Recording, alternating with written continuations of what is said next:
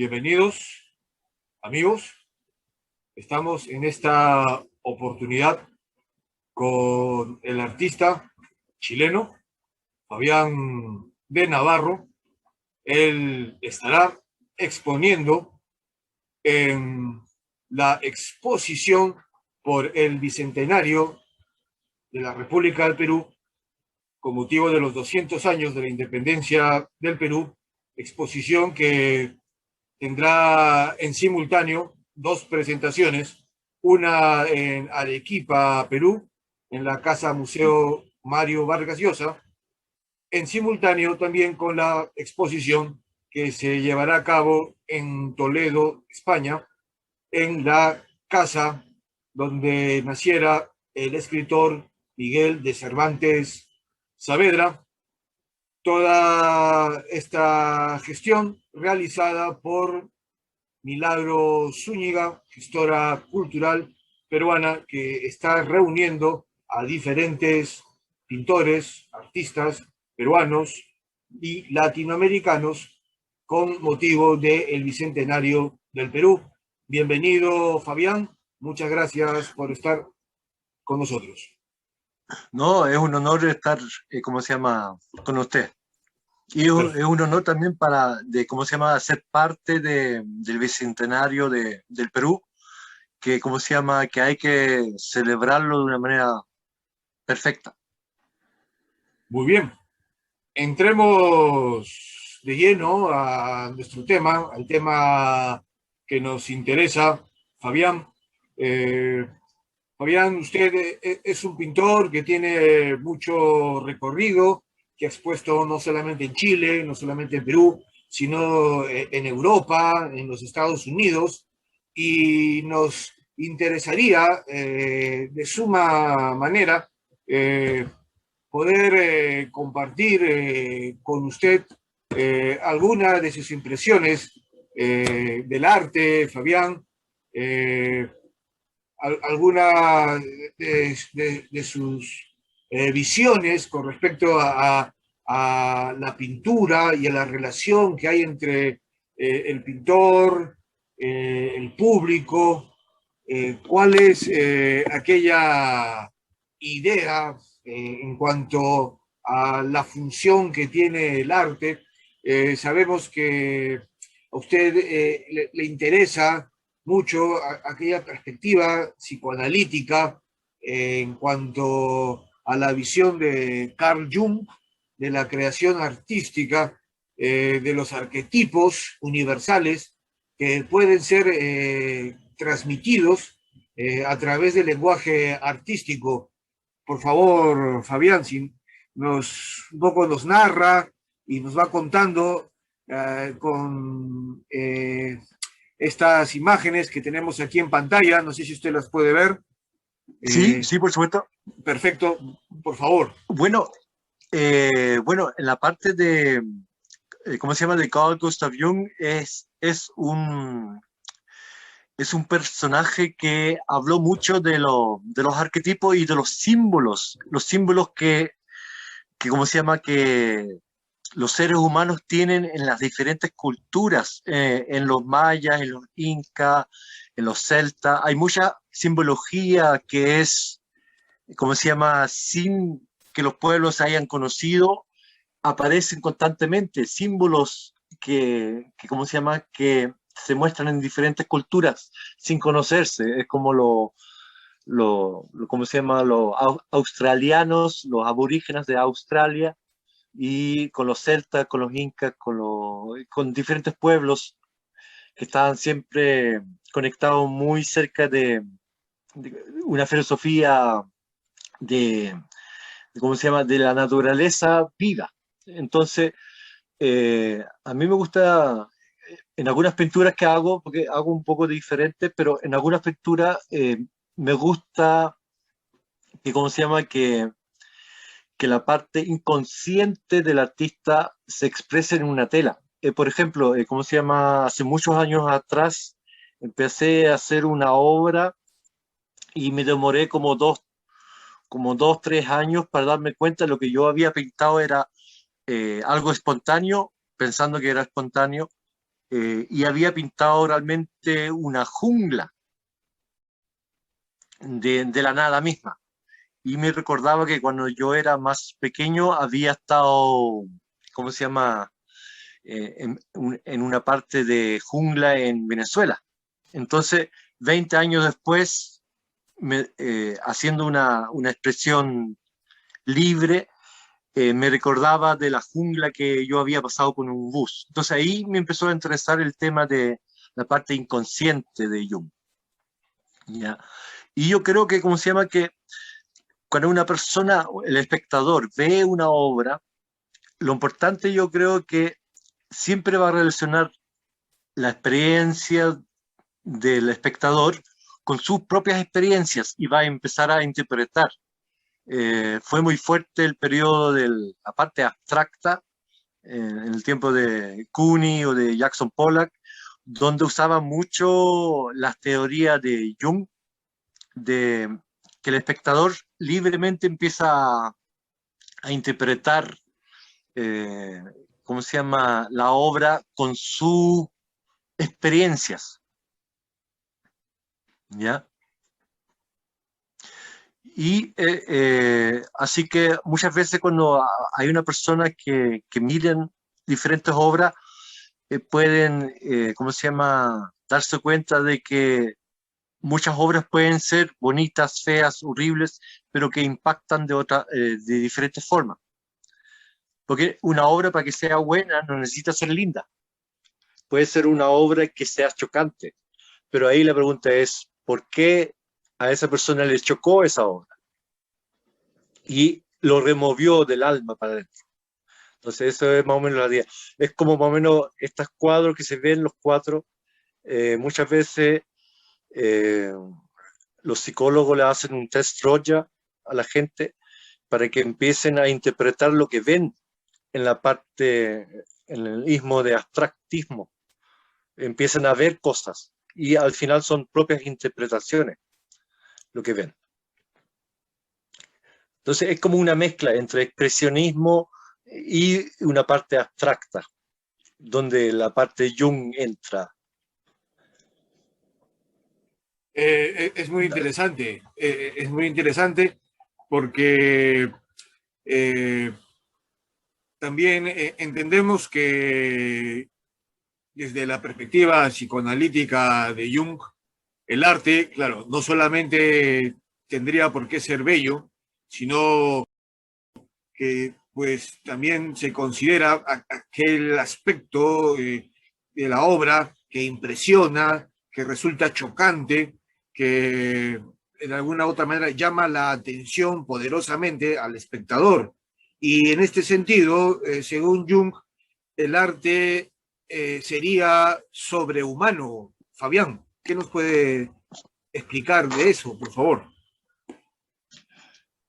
Sería, perdón, ¿cómo dijo?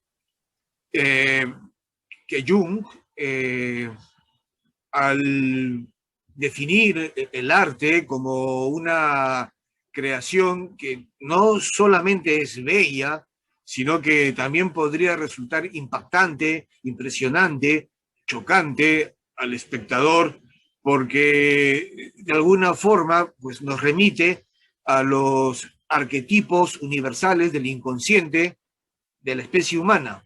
Y en ese sentido, el arte trascendería, según Jung, el universo de lo humano, y pues de esta forma es que Jung califica al arte de sobrehumano. Justamente lo que pasa es que, ¿cómo se llama? Que ahí, después que Jung empezó a estudiar las diferentes religiones y empezó a comparar los diferentes símbolos, se empezó a dar cuenta que muchos se repetían. Muchos mismos símbolos que, digamos, diferentes tribus, podría haber dicho, que, ¿cómo se llama? Que nunca se habían encontrado antes y tenían exactamente las mismas, como la cruz, por ejemplo, que muchos piensan que la cruz es en el tiempo del cristianismo, pero es mucho más antiguo que eso. ¿Cómo se llama? El poder del fuego, el poder de, ¿cómo se llama? Muchas cosas sin haber encontrado ninguna clase de contacto, se repite constantemente eso. Y eso es lo que la persona reacciona. Por ejemplo, en la parte, si usted ve un cuadro rojo, automáticamente el rojo puede ser chocante, puede representar amor, puede representar sangre, puede representar peligro. Entonces, muchas veces el rojo, automáticamente las personas reaccionan de la misma forma cuando ven diferentes colores o diferentes símbolos. Por ejemplo, esa es mi explicación. Ajá, sí, claro, hay formas, símbolos, hay formas, símbolos, códigos, signos utilizados por diferentes culturas alrededor del mundo que en una etapa prehistórica de la humanidad en las que estos pueblos no se conocían ni tenían un intercambio cultural, sin embargo, coincidían en la utilización de estos códigos, de estos símbolos, de estas formas y colores. Y creo que a eso es lo que se refiere Jung con los arquetipos. Ahora, pasemos a hablar de la relación entre la obra y el espectador, que me parece a mí sumamente interesante desde esta visión psicoanalítica. Hay una primera fase de la relación entre el espectador y la obra, que es el momento en el que la obra capta la atención del espectador. Es un clic a primera vista, sin mucha profundidad, algo que en la obra atrapó al espectador. Y luego hay una segunda fase, inconsciente. Eh, esta fase es mucho más interesante, mucho más intrigante, pero desde su perspectiva, Fabián, ¿qué nos puede decir de esta relación entre la obra, desde su experiencia como creador, como artista, como pintor, la relación entre la obra, el cuadro, la pintura y el espectador? ¿Qué? Mire, Sí, sí. sí, lo que pasa es que yo me di cuenta una vez que, bueno, con que casi siempre la persona que ve una obra, por ejemplo, si usted le muestra una obra de una manzana a una persona, automáticamente va a reconocer la manzana y va a decir eso es una manzana, y no tiene que pensar mucho más que eso. Pero yo me recuerdo que yo tenía un amigo, todavía tengo el amigo que es doctor, y ¿cómo se llama? Él cuando miraba una obra abstracta, no le gustaba mucho mirar obras abstractas porque tenía que interpretar y le daba como un pequeño temor de entrar a algo que era desconocido. Y al final era porque el reflejo que él tenía que hacer es algo interior de él, que lo que veía, con las manchas, con los colores. Él podía ver cosas que le gustaban o le disgustaban, o que le molestaba.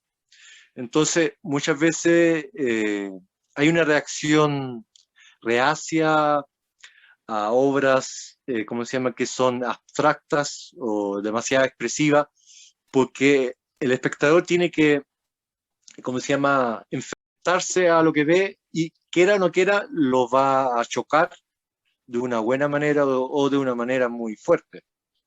Entonces, hay algunas personas que tienen reacciones, ¿cómo se llama?, que están obligados a contactarse con su ser para poder interpretar lo que es. Porque si usted ve, por ejemplo, si usted tiene un papel blanco y usted le pone un puntito en el medio negro, casi toda la gente van a ver solamente el puntito negro, no van a ver nada más. Y le va a caer mal el puntito negro. Va a preguntar qué hace un puntito negro ahí en la hoja blanca.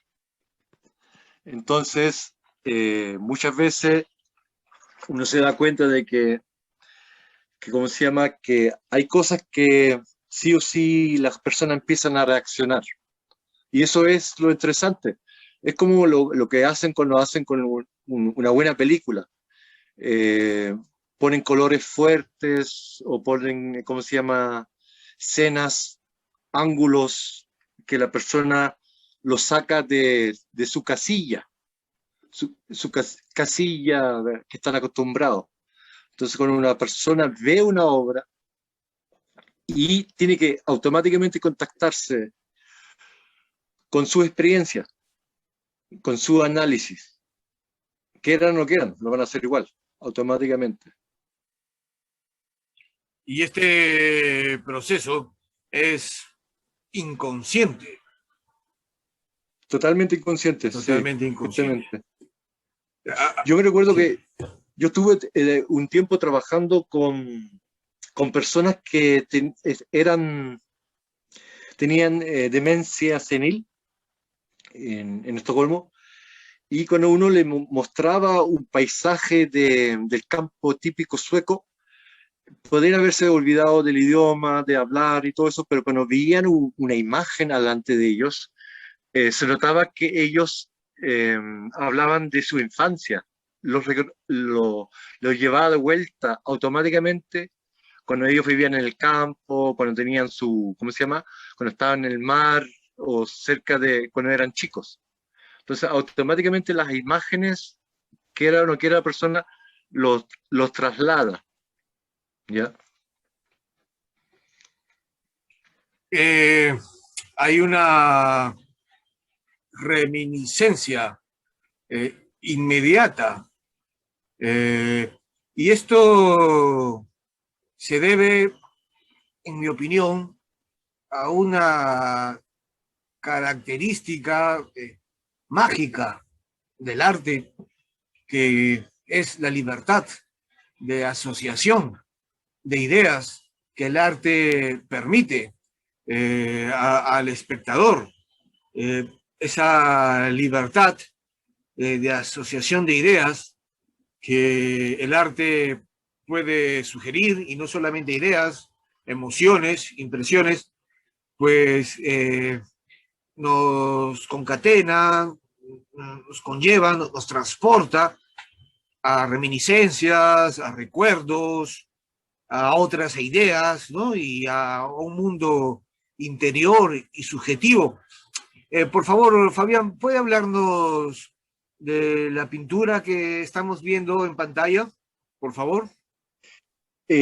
Bueno, esa pintura representa a, ¿cómo se llama? A mis dos hijas, ¿cómo se llama? Que se llama Natalie y Julia, pero al mismo tiempo es una expresión más, bueno, como se ve bastantes colores, es como, una representación como yo veo a mis niñas. Entonces, cuando yo tuve la oportunidad de exhibir esta obra, que es bastante grande, y muchos niños se acercaron a sacarse fotos al lado de esta obra, porque le habría, ¿cómo se llama? Le atraen los colores y la manera de... Se parece un poco al arte que tienen los aborígenes de Australia, que pintan mucho, eh, ¿cómo se llama? De la manera que ellos pintan. En Australia, que son con muchos puntitos, con muchos colores, que se ve al final como un mapa. Bueno, Y bueno, lo sí, importante es, sí, lo importante es ver qué es lo que ve usted en esta obra. sí, sí, Eso me interesa mucho más. claro. Eh, lo que iba a comentar era que eh, desde mi particular impresión, veo algunos elementos del arte precolombino, algunas formas de estos colores, sobre todo aquellas formas que tienen un fondo algo rojo, me remiten más a tal vez a los tejidos, paracas, nazca, algunas formas como de hilo, de quipus, y que obviamente sí, a mí también me da esa impresión de mucho colorido, eh, muy vistoso. Particularmente me agrada mucho esta pintura, Fabián. Me llama mucho la atención por el colorido el ¿Ya? contraste de colores que hay sobre un fondo también oscuro también. Ese contraste pues realza mucho más esa riqueza cromática que, que presenta esta obra. Pero veamos otra. Eh, ¿Ya? Genial. Yo me recordé de un momento que se hizo una exhibición ¿cómo se llama? En Estocolmo, y vino una secretaria que estaba ahí y dijo, hay una obra que a mí me molesta mucho, mucho, mucho. Entonces fui con la secretaria, pasamos por el pasadizo y me mostró una obra. Y era una obra de un artista que se llama Höken, que representa, bueno, que significa halcón. Y él había pintado una pirámide, un camello, y todo muy fuerte, más o menos como los colores que vimos recién, muy fuerte.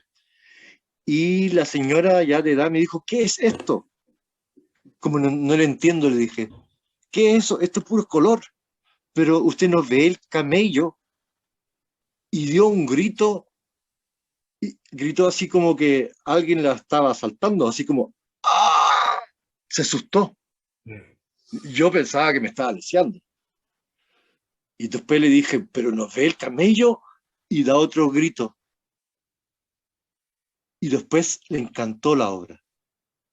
No veía los colores, veía solamente color, no veía las figuras, no veía la pirámide, no veía la luna, como se llama, era muy fuerte la obra, pero ella no lo logró ver, ella veía solamente manchas. Entonces, ahí a la señora le dio un impacto fuerte y empezó a encantarle esa obra. Entonces, esos resultados eh, son geniales lo que puede dar el arte. Por ejemplo, ¿cómo se llama? Antes de que los niños aprendan a leer y escribir, para nosotros, eh, ¿cómo se llama? Los colores son nuestra música. ¿Mm? Y constantemente eh, experimentar con lo que uno hace. Yo creo que jugar, eso es importante.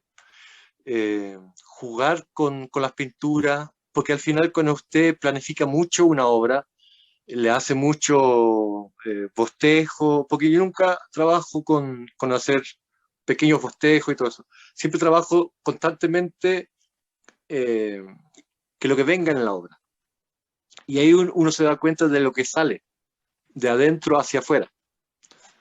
Eh, Esa es una de las maneras que trabajo siempre. Siempre saco, nunca planifico la obra que va a venir. Depende de la música, depende del ambiente, es expresiva. Eso. eh, Fabián, usted nos comentaba que eh, para el artista, para el pintor, los colores son lo mismo que las melodías para los músicos que componen ciertos ritmos que transmiten un estado de ánimo y que en el arte, en la pintura, a través de la variedad cromática, a través de los colores, es posible transmitir un estado de ánimo. Y esto porque usted, Fabián, me comentaba antes de iniciar la entrevista que usted ha vivido mucho tiempo en Europa, especialmente en Suecia, y que allá, debido a que los inviernos son muy prolongados, hay un clima un tanto sombrío, frío, oscuro, los pintores suecos y europeos en general reproducen estos estados de ánimo en su obra.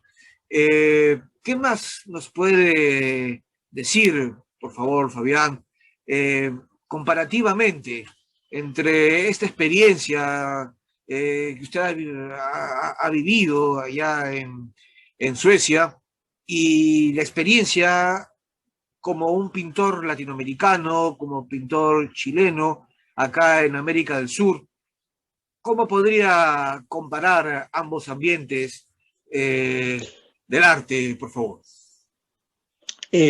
Bueno, por ejemplo, a una de mis profesoras hizo una exhibición en México y le preguntaron a ella si no tenía suficientemente plata para comprar tubos de diferentes colores, porque usaba, por ejemplo, el amarillo y el negro solamente, ningún color amarillo, ¿cómo se llama? Colores eh, cálidos. Pero era su manera de expresar su arte a través de esos colores típicos suecos. No digo que todos los suecos pinten nada con esos colores, pero lamentablemente es una influencia que quiera o no quiera, le preguntaron eso a esta profesora en México y lo encontró medio raro ella.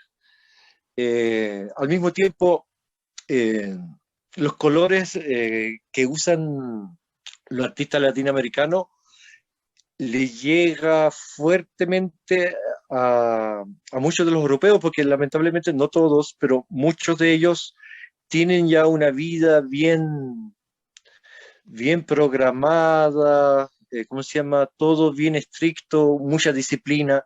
Entonces, una manera de que ellos puedan escapar un poco de su diario de vivir es cuando ven obras con mucho color. Por lo menos cuando yo estaba exponiendo, me dio muy buen resultado. Eh, eh, Quebrar un poco los colores que se usaban allá y ponerle un poquito más fuerte a los colores para que se sientan emocionados. Hasta dicen que las personas de mayor edad necesitan ver colores fuertes para emocionarse. Hay como un estudio psiquiátrico de esa parte. Y comparando en la parte de cómo trabajar juntos, yo encuentro que en Latinoamérica deberíamos trabajar mucho más unidos y trabajar en grupo, ¿cómo se llama? Y no tener tanto miedo que si este artista pinta mejor que yo, o qué pasa si me gana. Entonces, ¿cómo se llama? Esas competencias ridículas, porque cada uno pinta de una manera personal. Usted puede pintar la misma pelota en un atelier, usted va a ver 20 personas pintando el mismo ángulo, pero todos hacen la pelotita diferente, aunque usen los mismos colores. Entonces, eso yo creo que deberíamos mejorar un poco. Por eso yo encuentro que esta manera de trabajar con la señora Milagros y con otras personas más eh, es muy importante para mostrar nuestro arte y no tenerle miedo a Europa. Un poco como que acá en América del Sur, en América Latina, eh, a pesar de que tenemos una gran riqueza, una gran variedad multicultural, ¿no? Que viene de las diferentes influencias que nos llegan acá a América del Sur, de todo el mundo, e incluso también de aquellas culturas ancestrales, aborígenes, indígenas de nuestros Andes, de nuestra Amazonía, de todos los países que integran nuestro continente. A pesar de eso, un poco nuestros artistas no llegan a, digamos, a trabajar, pues, en estas exposiciones, ¿no? De manera conjunta. Al parecer no existirían acá muchas iniciativas como las que impulsa la gestora cultural Milagros Zúñiga, por ejemplo, con motivo de estas exposiciones por el Bicentenario del Perú. ¿Esto cómo es en Europa? ¿Cómo es en Suecia? Por favor, Fabián. Eh, bueno, ¿cómo se llama? Yo, bueno, aún tengo ese grupo de artistas amigos que siguen trabajando en Estocolmo y lo que yo vi era que había mucho más unidad. La competencia es buena, la competencia es, ¿cómo se llama? Es sana. Y, ¿cómo se llama? Los contactos importantes ¿cómo se llama? Se transmiten y eh, si usted ha visto casi todos los diferentes grupos en el tiempo de Monet, en el tiempo de los abstractos, de Jackson Pollock y Cooney, todos esos grupos siempre tenían un estilo, pero tenían diferentes opiniones y discutían y se mandaban a la cresta de repente, pero después se hacían amigos de nuevo y eso hacía que el arte creciera. Hay muchos que dicen que si Picasso no habría tenido Matisse a su lado, no se habrían, ¿cómo se llama?, empeñado tanto en mejorarse entre ellos. Entonces, yo creo que, ¿cómo se llama?, que acá es importante es seguir su línea, seguir sus raíces, y ahí va a encontrar una manera de expresarse que es única, porque nuestra cultura es bien rica y es bien mística, y les da otra manera de pensar a otras culturas. Por ejemplo, en el medio ambiente, ¿cómo se llama? En diferentes maneras de pensar cómo somos como ser humanos. Entonces, tenemos mucho que dar, pero no hay que surrucharse el piso entre los artistas. Eso me chocó un poco. Bien, bien, bien, bien, bien. Bueno, en ese sentido, la cultura que hay acá en América del Sur, en América Latina, ¿no? Incluyendo México, Centroamérica, pues es, como usted dice, Fabián, muy, muy rica, muy, muy variada. Ya muchos pintores, muchos artistas europeos, especialmente los pintores surrealistas, se inspiraron, ¿no?, en aquellos símbolos de las culturas, eh, Ah, sí, sí, sí, sí. de las culturas americanas, ¿no? Justamente, justamente encontraron manera de expresarse saliéndose de la regla un poco, o bastante, no un poco. Sí. Y bien, acá en América Latina, pues tenemos un gran acervo cultural, un gran bagaje eh, artístico que todavía está por descubrir y explotar para las futuras generaciones de artistas y de pintores latinoamericanos. Para terminar nuestra entrevista, Fabián, ¿cuál sería su mensaje para las futuras generaciones de artistas latinoamericanos, por favor? Bueno, yo encuentro que primero hay que sentirse, hay que armar un grupo donde haya muchas discusiones, hayan cambios de opiniones y después seguir sus raíces, porque al final nosotros no deberíamos pintar como los europeos, como los yanquis. Tenemos nuestra propia línea, tenemos nuestra propia ADN o DNA, no sé, es una de las dos. Eh, entonces, yo creo que hay que seguir eso. Muy muy bien, coincido plenamente con usted, Fabián. tenemos una línea histórica, una línea que define nuestra identidad como latinoamericanos, y pues hay que trabajar en esa línea, y de esta manera pues no solamente enriqueceremos nuestra propia cultura latinoamericana, sino enriqueceremos la cultura universal también. Hay artistas suecos que van a participar y hay artistas de Nueva Zelanda que van a mandar sus obras a, ¿cómo se llama?, a Arequipa, al museo, y que están totalmente encantados con el video que muestran Arequipa. Le encantó, ¿cómo se llama? Es como que para ellos un lugar lindo y hermoso son casas blancas. ¿Cómo se llama? Todo eso es como un sueño para ellos. Entonces, ser parte de esta muestra, se sienten súper, ¿cómo se llama?, agradecidos de ser parte de los 200 años, ¿cómo se llama?, de Perú. Y los artistas, ¿cómo se llama?, se notan que se emocionan. Y eso me encanta. Así es.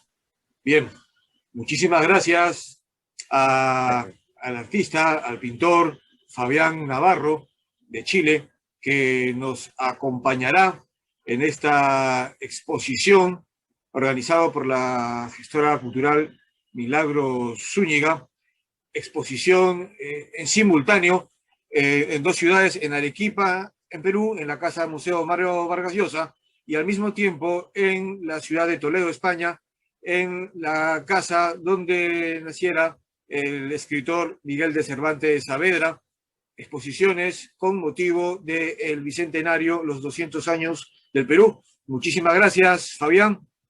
Hasta pronto. Muchas gracias por... Esperamos encontrarnos nuevamente. Muchísimas gracias. Un gusto haber hablado con usted. Muchísimas gracias. Hasta luego. Hasta luego.